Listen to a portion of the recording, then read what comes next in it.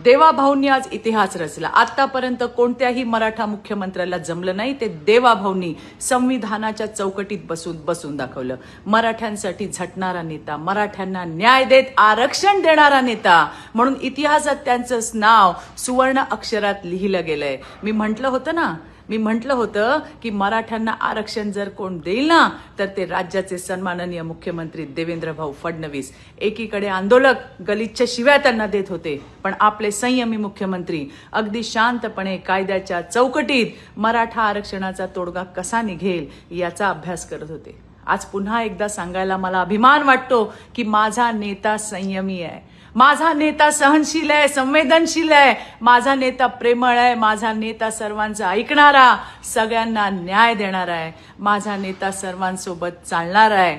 चूक झाली तर 2 पावलं मागे सरणार आहे. पण विरोधकांनो, तुम्ही लक्षात ठेवा, कोणी जर माझ्या नेत्याला संपवणार म्हटलं ना तर लक्षात घ्या, तो तुमचा बाप आहे. जय हिंद, जय महाराष्ट्र.